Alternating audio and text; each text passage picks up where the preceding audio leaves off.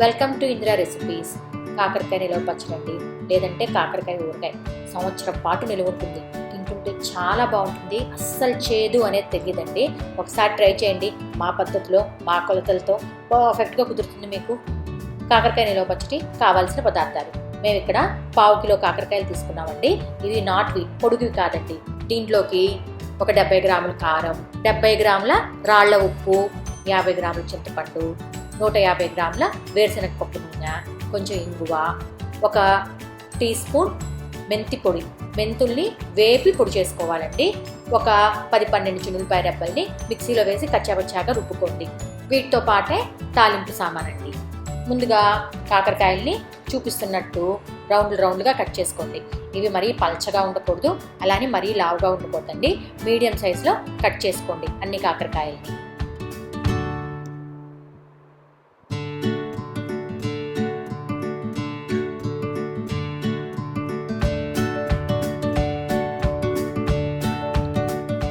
ఇప్పుడు ఒక గిన్నెలోకి 50 గ్రాముల చింతపండు పెట్టుకొని దాంట్లోకి 70 గ్రాముల రాళ్ల ఉప్పు వేసుకోండి.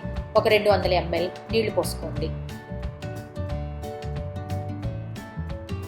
ఇప్పుడు ఈ చింతపండుని పొయ్యి మీద పెట్టుకొని ఒక 7-8 నిమిషాలండి దగ్గరగా ఒక 4-5 మరుగులు వచ్చేదాకా ఉడికించండి. పైన ఏదైనా పిచ్చి వస్తుంటే వాటిని తీసి పడేసుకోండి. ఇప్పుడు స్టవ్ ఆఫ్ చేసుకొని చింతపండుని చల్లారనివ్వండి.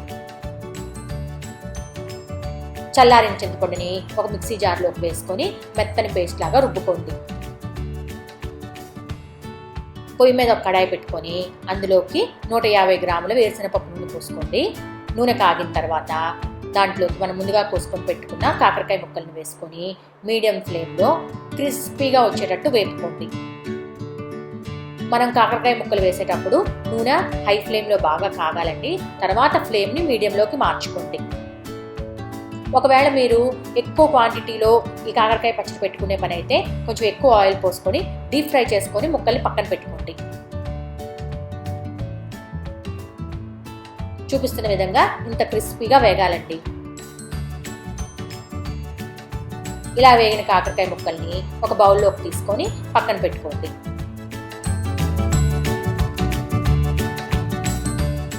తర్వాత ముందుగా మనం వేయించుకున్న కాకరకాయ ముక్కల్లోకి చింతపండు పేస్ట్ వేసుకొని బాగా కలుపుకోండి. దాంట్లోకి కారం కూడా వేసుకోండి. ఇప్పుడు చివరిగా మెంతిపిండి వేసుకొని పక్కన పెట్టుకోండి. తర్వాత మనం ముందే కాకరకాయలు వేయించుకున్న నూనెని మళ్ళీ స్టవ్ మీద పెట్టుకొని నూనె కాగిన తర్వాత అందులోకి పచ్చిశనగపప్పు, మినప్పప్పు, ఆవాలు అన్నీ వేసుకొని తాలింపుని బాగా వేగనివ్వండి. ఇప్పుడు దాంట్లోకి ఇంగువ వేసుకోండి. ఇంగువ ఆప్షనల్ అండి. ఎండుమిర్చి, తర్వాత మనం కచ్చాగా దంచుకొని పెట్టుకున్న చిన్నులపాయ పేస్ట్ కూడా వేసుకొని స్టవ్ ఆఫ్ చేసి ఆ వేడి నూనెలో చిన్నులపాయని వేగనివ్వండి.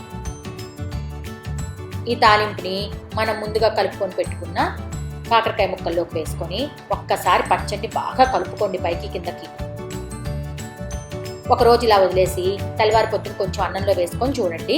మీకు ఉప్పు, కారం, చింతపండు అన్నీ సరిపోయాయి అనుకుంటే అప్పుడు ఒక గాజు బాటిల్లోకి తీసుకొని స్టోర్ చేసుకొని పెట్టుకుంటే సంవత్సరం రోజుల పాటు ఈ పచ్చడి అస్సలు పాడవకుండా చాలా బాగుంటుందండి. ఇంకొక విషయం అండి, ఈ పచ్చడి చేదు అనేది ఉండదండి.